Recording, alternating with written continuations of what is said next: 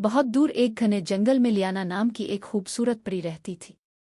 लियाना को सफ़र का बहुत शौक था और वो हमेशा नई जगहों की तलाश में रहती थी। इसके पास चांदी के पर थे जो सूरज की रोशनी में चमकते थे और वो बादलों पर सवार होकर दुनिया भर का सफ़र करती थी।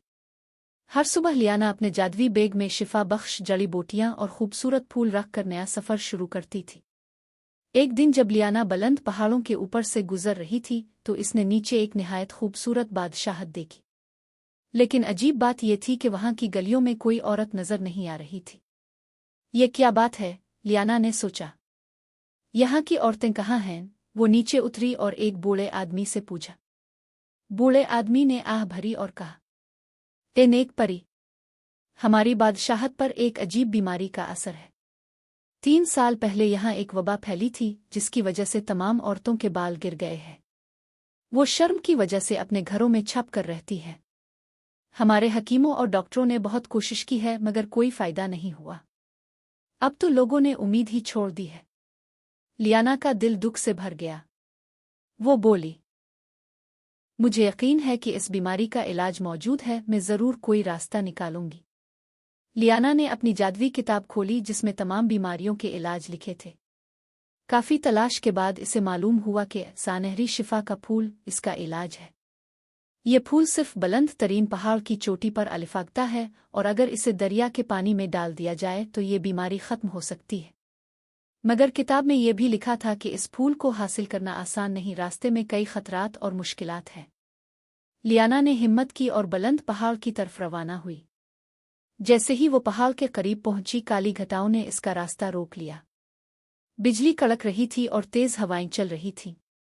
लियाना के पर भीग गए और अलिफाड़ना मुश्किल हो गया। मैं हार नहीं मानूंगी, लियाना ने कहा और अपने जादुई बैग से सूरज का फूल निकाला। इसकी रोशनी से काली घटाएं हिट गईं और रास्ता साफ हो गया। पहाड़ के दरमियानी हिस्से में पहुंचकर अचानक शदीद बर्फबारी शुरू हो गई।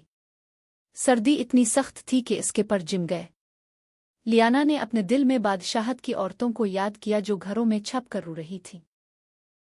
इसके दिल की गर्मी इतनी बड़ी कि बर्फ पिघलने लगी। पहाड़ की चोटी के करीब पहुंचकर लियाना का सामना काले शैतानी परिंदों से हुआ। वो इस पर हमला करने लगे और चीख कर बोले, वापस चली जाओ, ये फूल हमारा है। मगर लियाना ने मोहब्बत का गीत गाया। इसके गीत की मिठास सुनकर शैतानी परिंदे खामोश हो गए और रास्ते से हिट गए।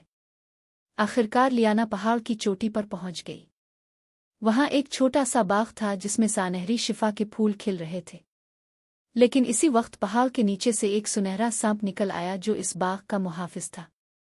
सांप ने गुस्से में कहा, ये फूल हर एक के लिए नहीं है। उनकी ताकत सिर्फ इसी के हाथ में जा सकती है जो खुद कुर्बानी देने को तैयार हो। लियाना ने खौफजदा होने के बजाय अपनी नीयत की सच्चाई बयान की। सांप उसकी कुर्बानी और इखलास देखकर मुस्कुराया और बोला, जा नेक परी, तेरी नीयत उन फूलों से भी ज्यादा पाकीज़ा है।